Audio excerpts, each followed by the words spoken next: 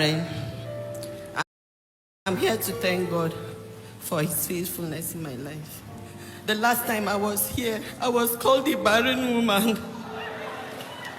11 years and counting.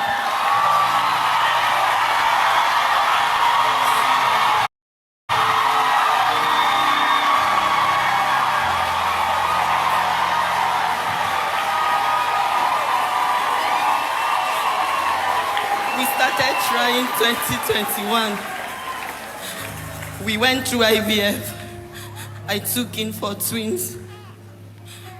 Shortly after, we lost them.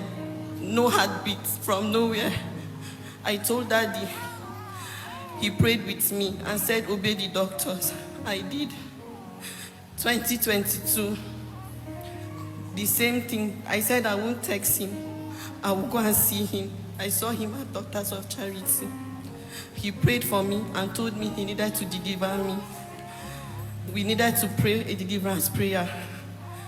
But Daddy's schedule was so tight. I was in church when we listened to this grace called Favor. I went back and was listening to it. And the illustration he gave about the woman that had problems in her house, but her husband was giving miracles in church. When I came, I said, okay, I can't see Daddy because of his tight schedule, but I will honor the power and the presence here. I started coming, dedicating my time. Anytime there's prayer, I will sit wherever I get, I will pray. Then, that 2022, we lost twin pregnancy again. That 2023, the prayer band had a night vigil. I went. I'm not part of the prayer band, but I joined. I prayed my life out. 2023, we tried again. We didn't even get a positive. I gave up. I lost hope. I stopped praying. I stopped coming to Koinonia. I didn't mind coming to church. My husband would wake me in the night. It's 12 o'clock. You're not praying. I won't talk to him. I'll go to the toilet and keep crying. He doesn't stay at home. He said, I hate seeing you in tears. The last time I was crying bitterly, he came and told me that if God doesn't give us children, will this marriage end?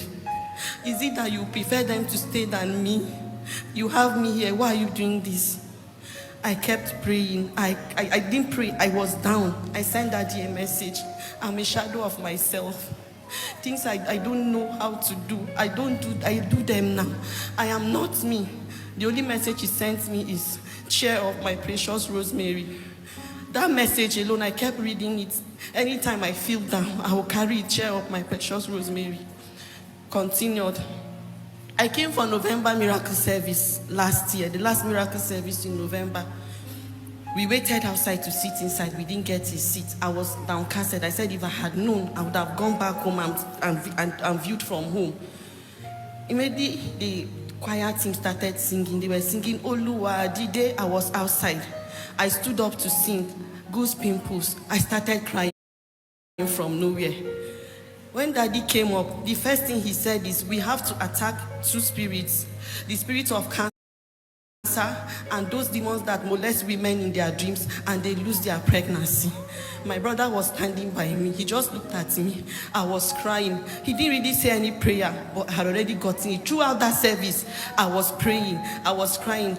I didn't tell anybody. I said, I will not try again. But we still had frozen embryos. I said, God, I won't try. My parents said, don't try. You've tried. Your body is tired.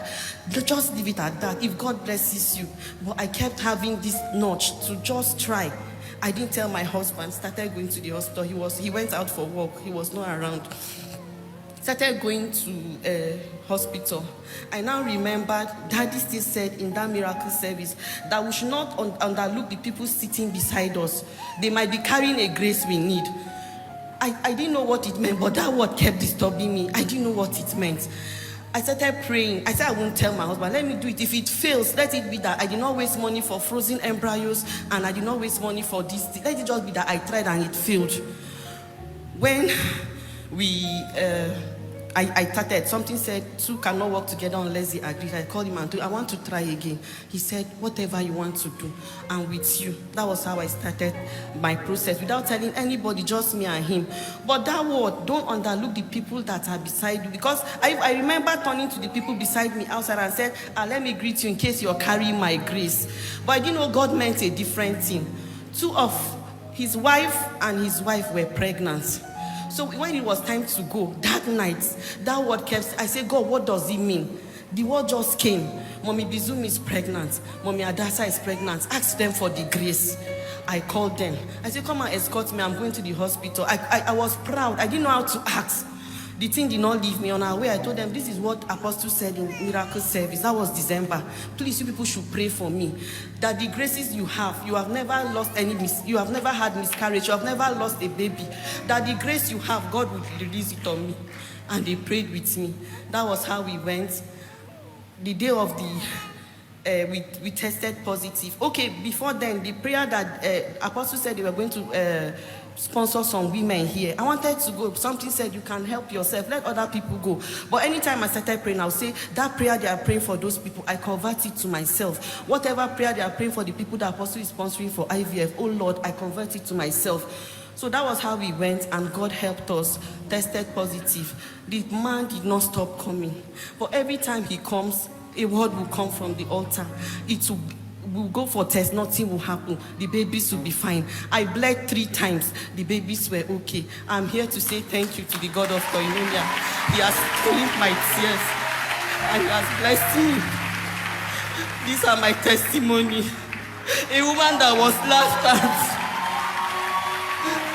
but God blessed me with favor. The people that mattered cared about me. All those insulting me did not matter. The people that mattered were the ones that stood by me. I want to thank God for the grace on this altar, for the blessings of God that He has looked at me after 11 years. He has cleaned away my tears and has blessed me with these blessings.